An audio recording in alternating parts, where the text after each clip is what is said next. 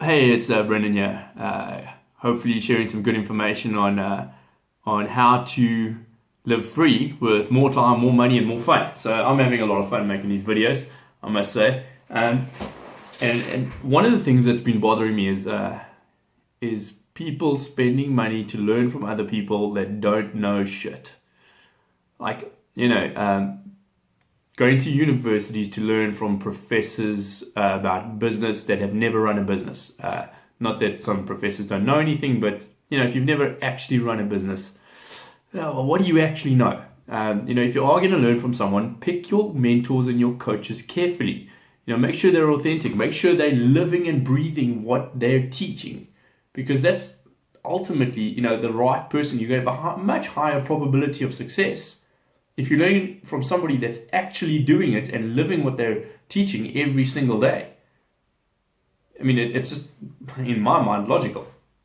So I try and pick my mentors really, really carefully, and my coaches really carefully, and I spend a lot of time and a lot of money on learning, on courses, but I'm really careful. I do my due diligence on the individual providing the content to see, how did they become successful in this? Did they become successful in selling courses? Or did they become successful in doing what they're actually teaching on the course? And if they did, then I actively pursue them, and I do spend a lot of money with them. I've just enrolled in a course now that's going to cost me about $20,000 over the next 2 months. And the upside on the back of the information that I'm going to learn is worth millions of dollars. So me not knowing that information is going to cost me millions of dollars. But I was really, really careful before I decided to back this person and actually spend money learning from them. I went and dug into their history and see, what are they actually doing every single day? Are they applying what they're teaching? And they are. They absolutely are. And the guy's very authentic. I've been to his house. I've checked it out.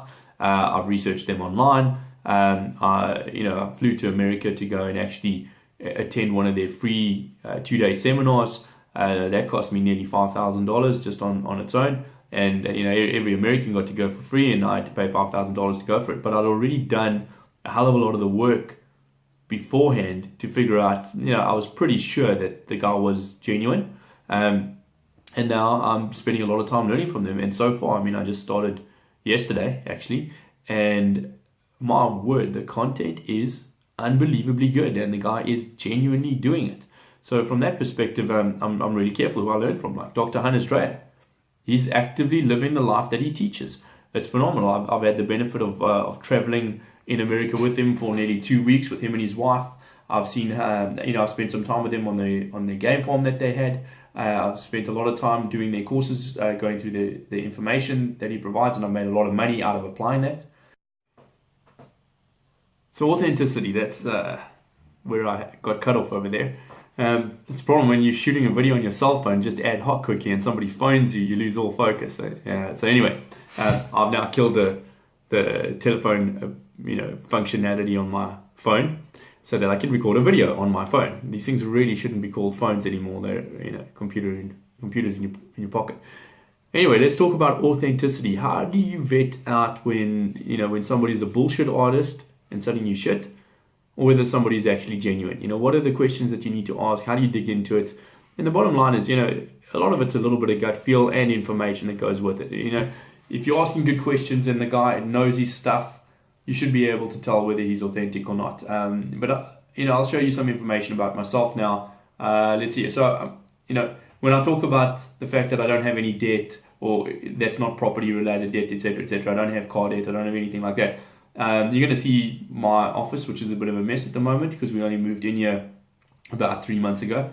This is a new house and a new property that we are in the process of jacking up. So we bought it and we took transfer in December and we moved in, and this is it. So this is my little office, but I want to show you something that's important about authenticity. So let's check it out. So when I talk about trusts, this is the box with our BNL Family Trust and BNL Investment Trust information in over the years. I think we started them in 2007, somewhere around there. And this is the file for the farm that we just bought. Well, small holding, it's not really a farm. So let's get this camera right.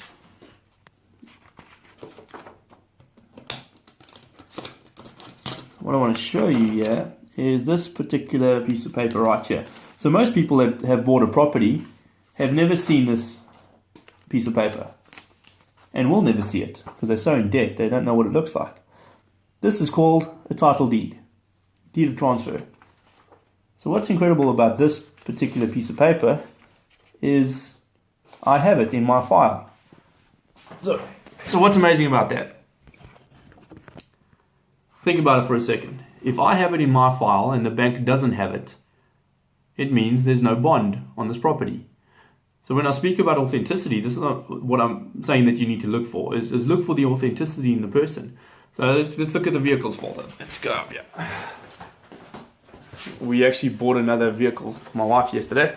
That's why it's readily accessible. Have a look there. This is our traffic registration document in the BNL Investment Trust.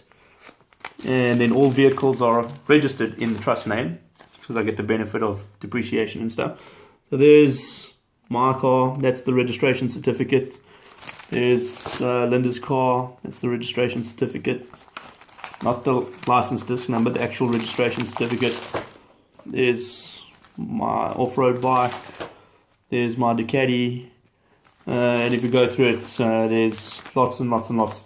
All the history of all the vehicles that we've ever owned, all in a file.